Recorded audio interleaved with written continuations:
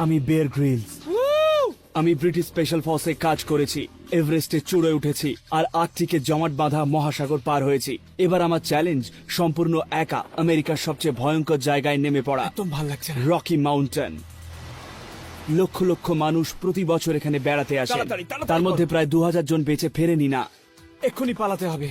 আমি যাচ্ছি রকি পর্বতমালার একেবারে দুর্গম অঞ্চলে, সঙ্গে শুধু পরনে জামা কাপড়, আর আমি আপনাদের দেখাবো এখানে টিকে থাকতে হলে কি দক্ষতার প্রয়োজন হয়।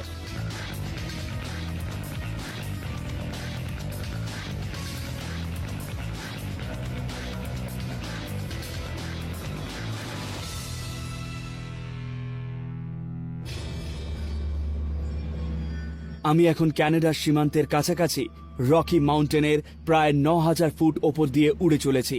এখানে যারা বিপদে পড়ে তাদের বেশিরভাগের কাছেই আচমকা বিপদ আসে বলে আমার দল আমার জন্য সেই ব্যবস্থাই করেছে। যে কোনো মুহূর্তে পাইলট আমায় লাফ দিতে বলতে পারে। কোথায় তা আমি জানি না।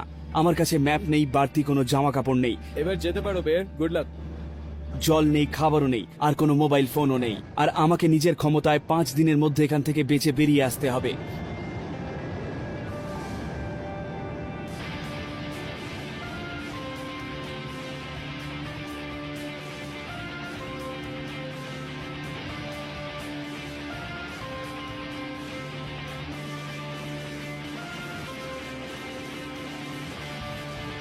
ক্যামেরার লোক আমায় মাটিতে ফলো করবে। নিয়ম একদমই সহজ, ওনার সাথে কোনোভাবে কথা বলা যাবে না। ওখানে মুহূর্তের মধ্যে যে কোনো কিছু ঘটে যেতে পারে।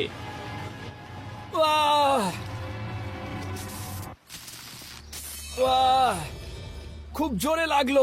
অচেনা জায়গায় ঝাঁপ দেওয়াটা সবসময় বেশ বিপদের। এই নিয়ে দ্বিতীয়বার আমার মাটি ছুঁতে সমস্যা হলো। প্রথমবারে আমার শিরদাঁড়া ভেঙে গিয়েছিল। এবার আমায় যে করেই হোক এখান থেকে নিচে নামার রাস্তা বের করতে হবে। আমি এখন অন্তত 60 ফুট ওপরে আছি। যদি লাফ দিই তাহলে পা ভাঙবে। নামার একটাই উপায়, যেটা এর আগে আমি কখনো করিনি। আমাকে নামার জন্য ইমার্জেন্সি প্যারাশুট কাজে লাগাতে হবে। এবার আমি যেটা চেষ্টা করব তা হলো ছাতার অংশটা দিয়ে নামা। কিন্তু যখন ঝাঁপ দেব এর একটা দিক ধরে থাকবো যাতে এটাও আমার সঙ্গে নেমে আসে। যেখানে এখন এসে পড়েছি সেখান থেকে বেরোতে বাধা দড়িগুলো পরে আমার কাজে লাগাবো। আরেকটা কথা আমায় মনে রাখতে হবে যে শেষে গিয়ে আমাকে অন্তত 20 ফুট লাফ দিয়ে নিচে নামতে হবে।